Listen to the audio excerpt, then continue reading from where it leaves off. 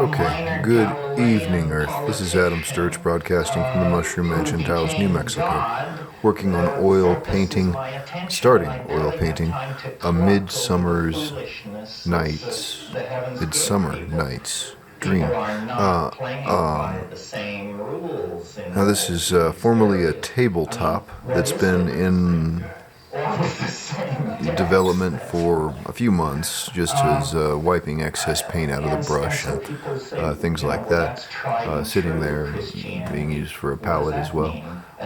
So I like the formation of abstract, kind of chaotic gestural brushwork that's developed across it, similar to a painting that I started more deliberately called Whim that I just finished a while that I spent quite some time on. But this one, I want to develop the central figure, and obviously it's a round composition, and then sort of radiate images around her. So to start, I've laid in her line work with some white, and now I'm just going to frame her in with some red to start this up. Here we go.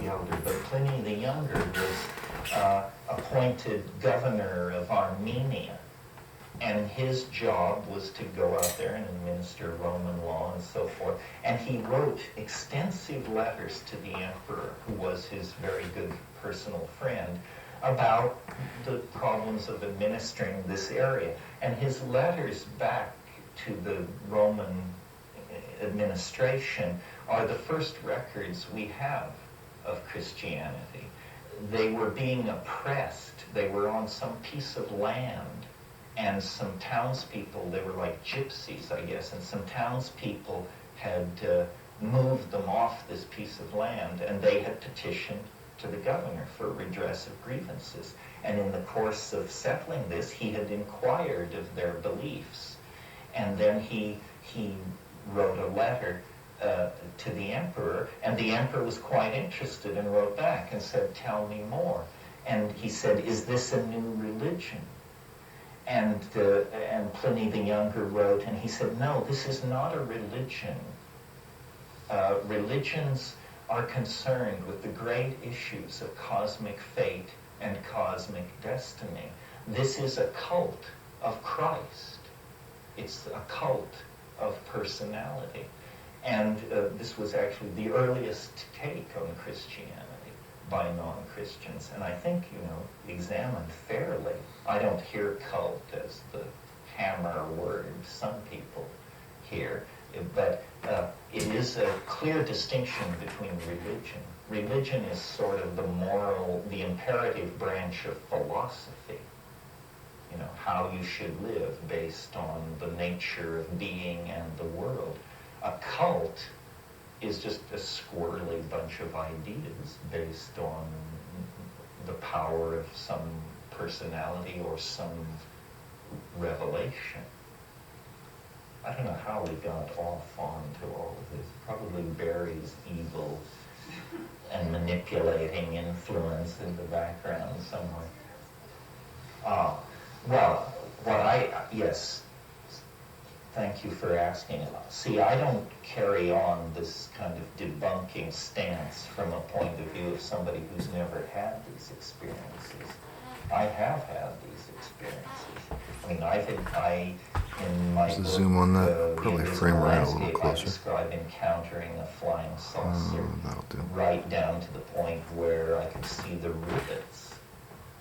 But in a way, I saw too much, or I kept my head, because I went through all the emotions of the standard UFO encounter. In other words, awe, paralysis, acceptance that it was going to take me. But as it kept coming closer and closer, and I saw more and more of it, I could finally see that it was, in fact, the end cap of a 1937 Hoover vacuum cleaner that was about 45 feet across. And if you're a flying saucer enthusiast, you know the famous George Adamski photograph of the debunked photograph that shows the end cap of a 1937 Hoover vacuum cleaner, which he suspended on a monofilament line in his garage and then shot with his Brownie. It's the famous flying saucer with the 3 half circles on the underside, the little round portholes, and the twiddle on top. I saw it. I saw it flying through the skies of the Amazon, going whee, whee, whee, whee. And as I saw it, I knew what it was. I knew that it was the phony saucer. Psychologists call this cognitive dissonance. What it is, and Jacques Vallée and other people have written about this, the encounter with the UFO or with the other always has an element of self-canceling absurdity in it. If the witness can be fully honest and can give a full account of what happened, the story will not make sense. It never makes sense. And in my case, it didn't make sense on the spot. Now, my conclusion from that and from the encounter in the Amazon, and I guess this maybe goes to your question about supernormal power, there is something loose on this planet, is that what I want to say? Or behind reality? Or something? We could call it the unconscious, but that might make you feel more comfortable with it than you should. But what this power can do is it can manipulate your mind. And what it has access to is the complete contents of your experience. It has more access than you do. You, the ego, are a fragile and forgetful creature. This thing, every movie you've ever seen, every television show you've ever watched, every headline you've ever glanced at, every face you've ever noticed in a crowd, it has it all. And when it sits across the board from you and the pieces are displayed, it absolutely surrounds and encloses your mental universe and can manipulate you any way it wants to, because it knows you far better than you know yourself. As an example of this, because it's very hard to catch this thing in action. It's Mercury sly, but it's not perfect, it's not godlike. It's just 99.8% able to do this trick without ever being nailed to the wall for it. Here's an example of the 0.02% where it failed. And if this seems to make no sense to you, you should read my book, True Hallucinations, in which the story I'm about to tell is embedded. But my brother, to shorthand it catastrophically, went pretty bananas in the course of this expedition to the Amazon. And at one point, he announced that he was going to deliver a teaching that would, I think this was the one which cured all disease. You only had to do this practice and all physical disease would instantly be cured. And he said, and so here's the practice, he said, picture the number 8, turn it on its side, slide the 2 circles together, shrink it to a point, close your eyes, and utter the mantra, please. Okay? Sounds like it has a 30-40 chance of at least knocking back hay fever, right?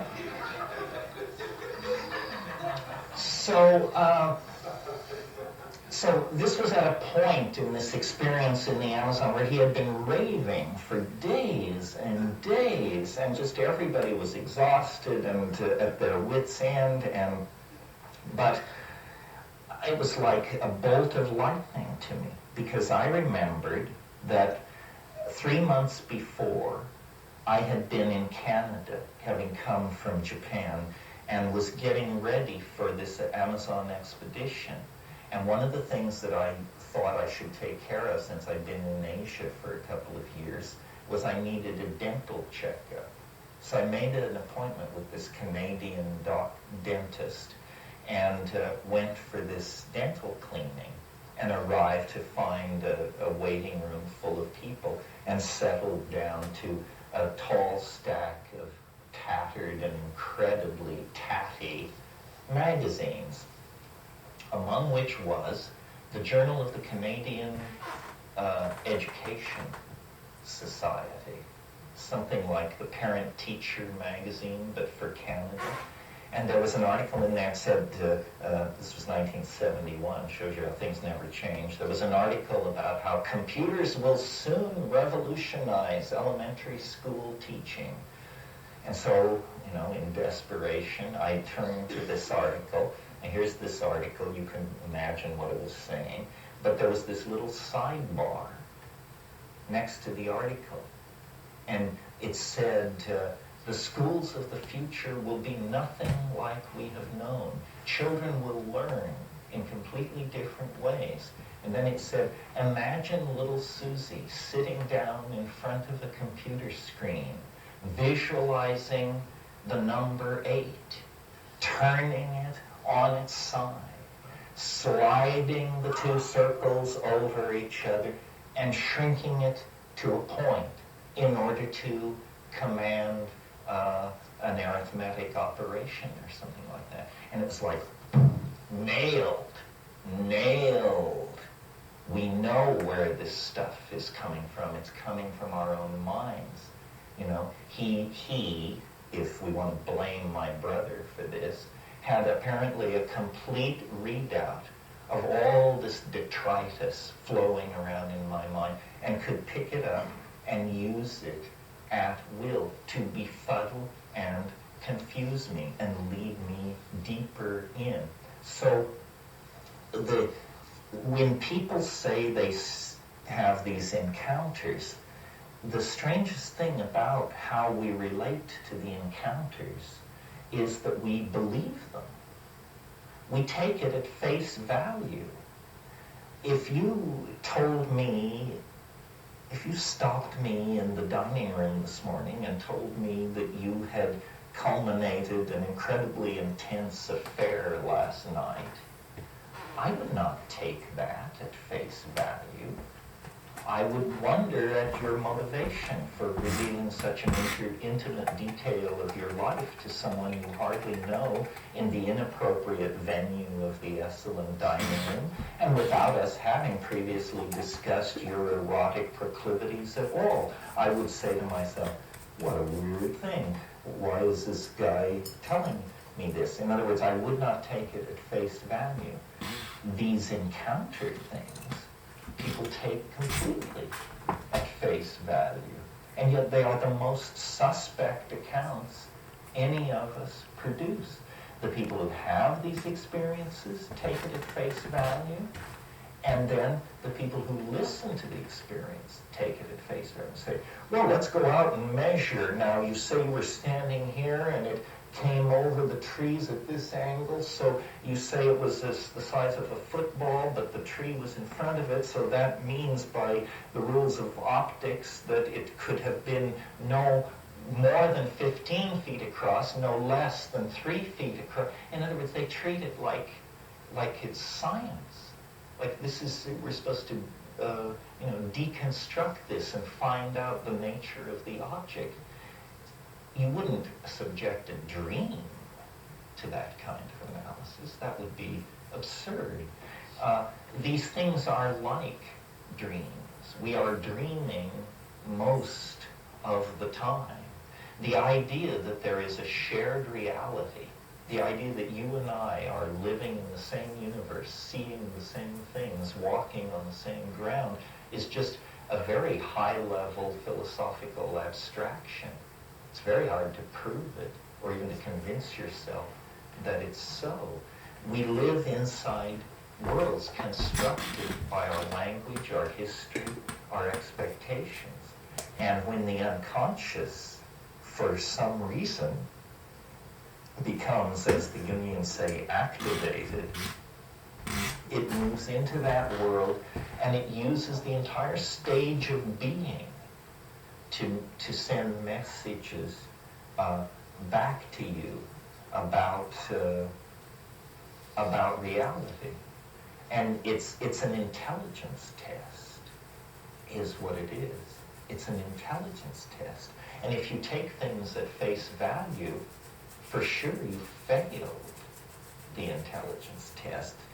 That it's no game for the naive. Based on foolishness or is it based on stupidity? Sometimes one, sometimes the other. If you can't help yourself, I guess it's stupidity.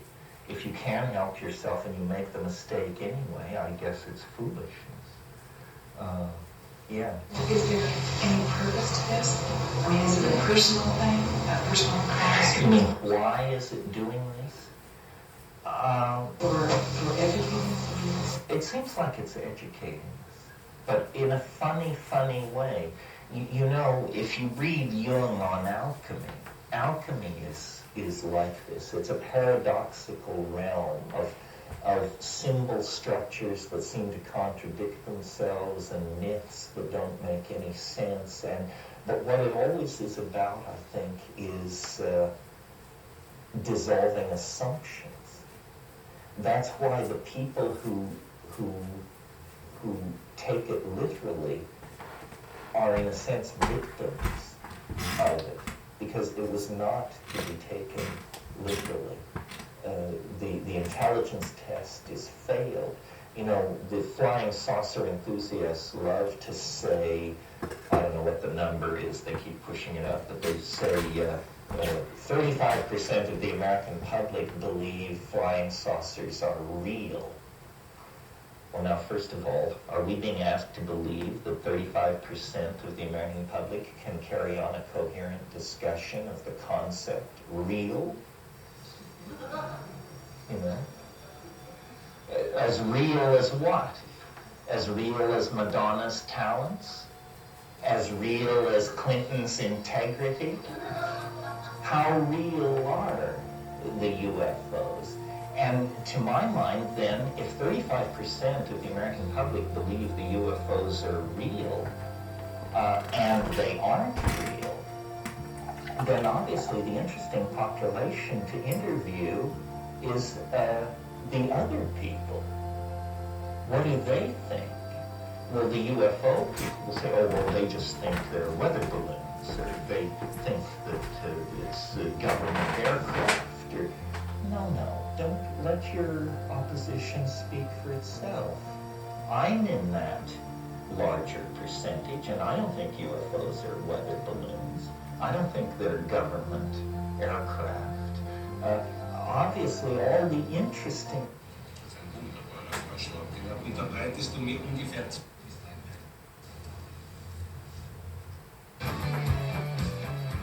Gabor, welcome. Nice to be with you. Thank you. It's so great to have you. As I mentioned before we hit record, such an honor and privilege to have you on the show. You are a living legend. And, you know, as I was mentioning, my old friend, Lissa Rankin, we've had on the show multiple times, speaks so highly of you. So it's just so great to have you. Thank you. You know, many of our listeners are likely familiar with you, but for those who are not, would you mind just talking a little bit about your background and journey, which led you to writing your latest incredible book, Myth to Formal? Do you want me to begin with my beginnings or my professional work? Where do you want me to go take it? I think just tell people a little bit about your beginnings and your professional work as succinctly as possible. I know you have such a great breadth of work that's going to be difficult to do, but I'll say in 5 minutes, tell us what you can. Well, I'll tell you what personally is. I was born in Budapest, 1944, January. The Jewish parents, 2 months before the Nazis occupied Hungary. You can imagine what my first year of life was like, and it left me with significant traumas. I then emigrated with my family to Canada after the revolution against the Stalinist dictatorship in Hungary that occurred in October 1956.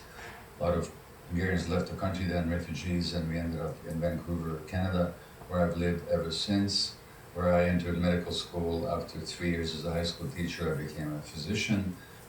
And in my medical work, both in my personal life, having to deal with the dichotomy between my success as a physician, my popularity as a doctor, and successes in other areas of endeavor. There was my own unhappiness, the difficulties of my marriage, and the challenges of my children. In my mid-40s, I had to begin to asking myself, well, what's going on here? And not surprisingly, that took me back to looking at the traumas that I had endured very early in life. At the same time, as a family physician and a palliative care doctor, I also began to notice that who got sick and who didn't wasn't accidental, that people's emotional traumas in childhood had a significant resonance in their adult illnesses, whether of mind, as in mental illnesses so-called, or in illnesses of the body.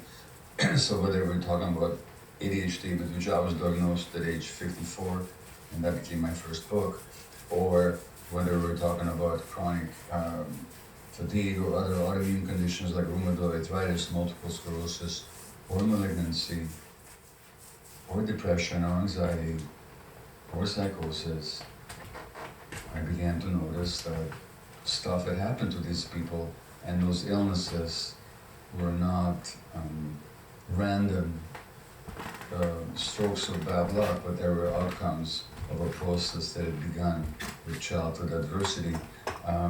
And this was reinforced even more when I worked for 12 years in Vancouver's downtown side, which is North America's, in fact the Western world's, most concentrated area of drug use. If anybody visits here, they're shocked at what they see in the streets. Thousands of people injecting and using drugs of all kinds. I worked there for 12 years. Again, the connection between trauma and addiction became inescapable in my experience and observation.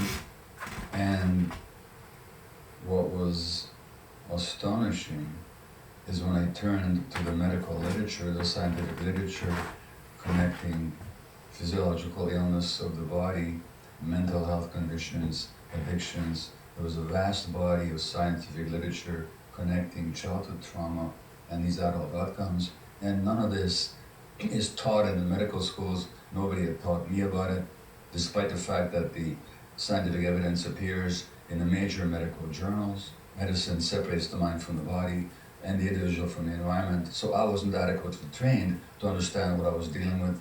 But once my eyes began to open because of my own stuff that I had to deal with and what I saw my clients live with and die with, the link between childhood experience and adult outcomes became inextricably clear, and that has been proven by 100 years of scientific research, one more time, published in major scientific and medical journals, and yet it flies under the medical practice radar.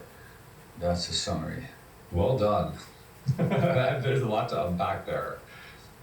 And so with regards to childhood trauma, there's a spectrum of trauma, big T and little t, as you talk about in the book.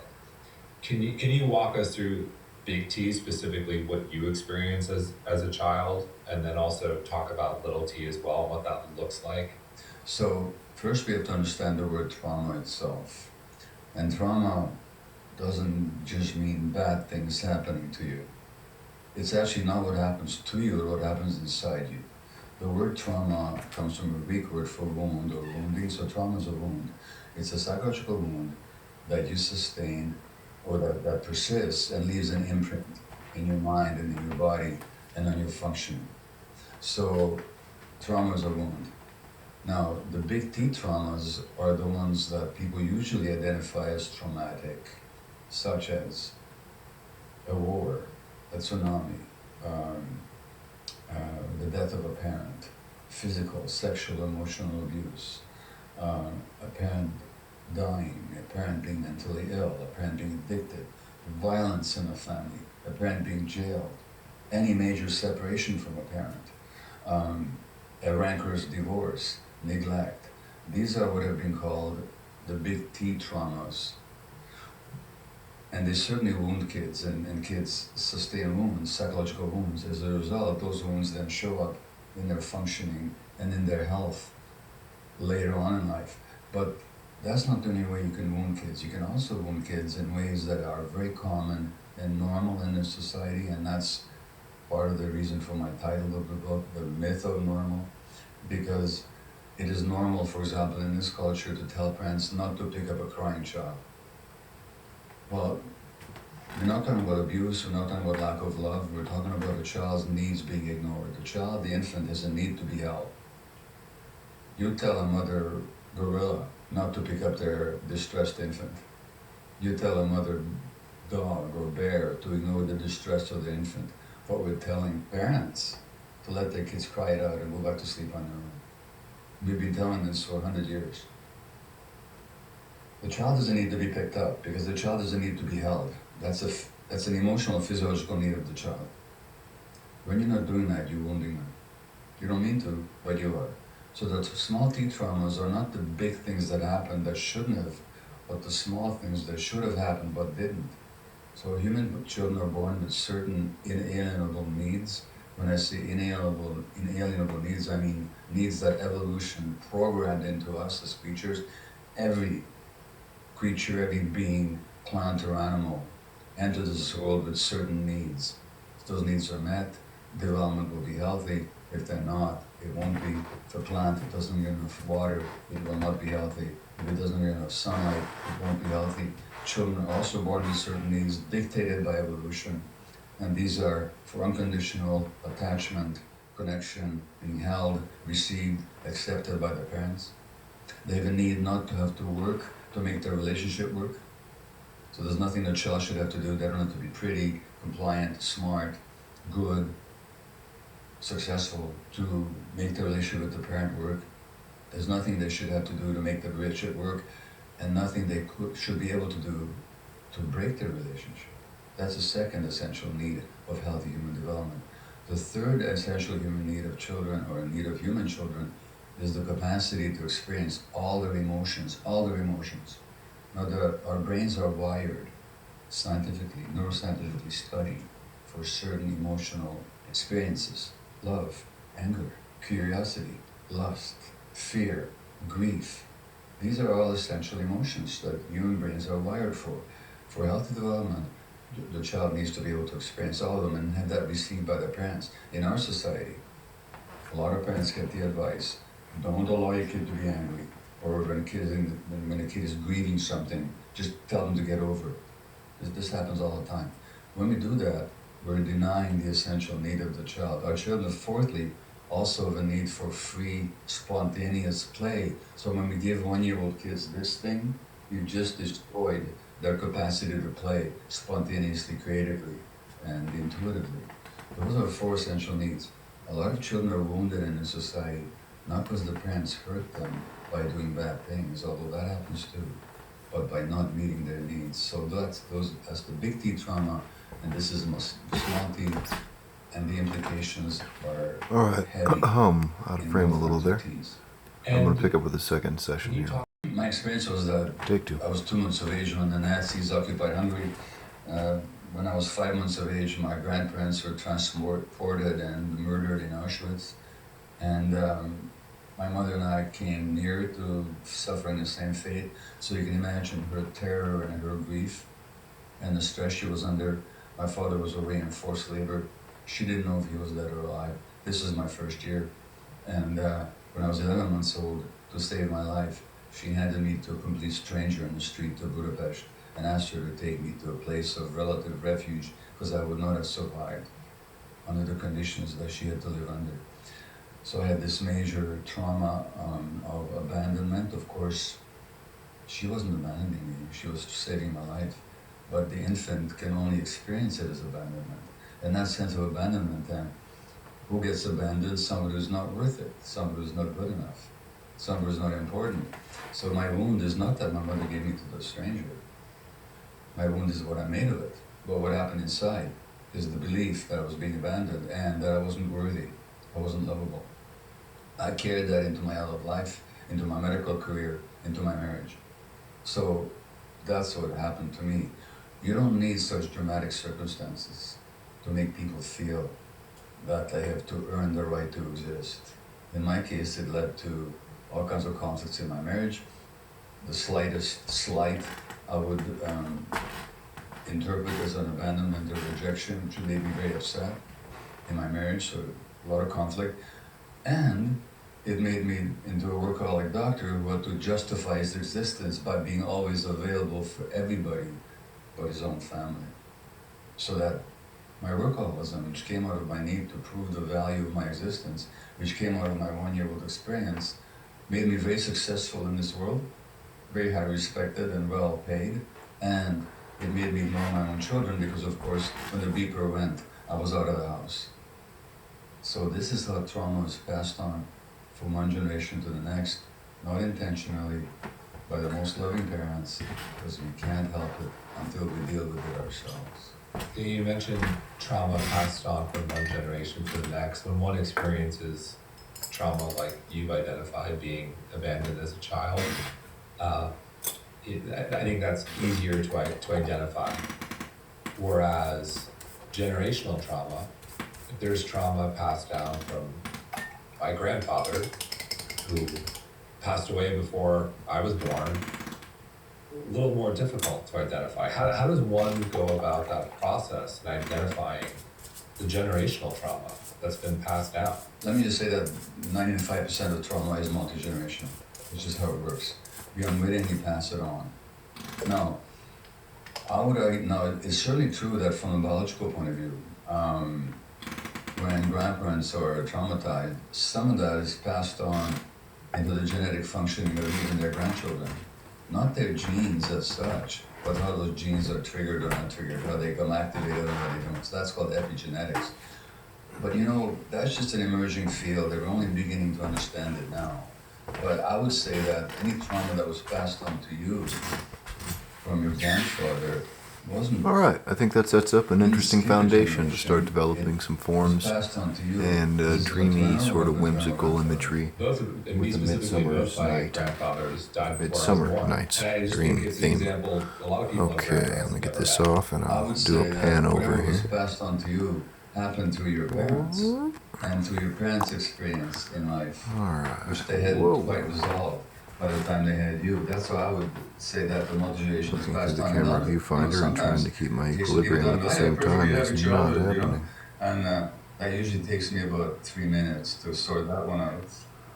So, Well, it does bring the point, I think, if one All right, so does that red the work, glaze they can identify brought out the a trauma in their wide own way. variety I think of it interesting becomes a lot tones more difficult when you're trying throughout to the identify old the potential trauma brush in cleaned a parent surface. or a grandparent who maybe And I'm is not retaining open her to doing the work or interior hasn't as the shared raw the brush cleaned trauma. surface And if you're saying for the 95% moment, trauma is but I passed will down, probably trying to work give flesh people an tones on idea of her in what thin they glazes to can make her do more to pronounced understand that, to do the necessary for the next session. work. well, so But that is it I for the think moment, so thank you for when more people watching. understand their own traumas, That's Adam Sturch broadcasting see from the that Mushroom their Mansion, eyes Taos, are New traumas Mexico, working on already. oil painting So A Midsummer Night's Dream. here's the point about trauma. Have a good night, Earth. Recall what I said. Trauma is not what happened to you, it's what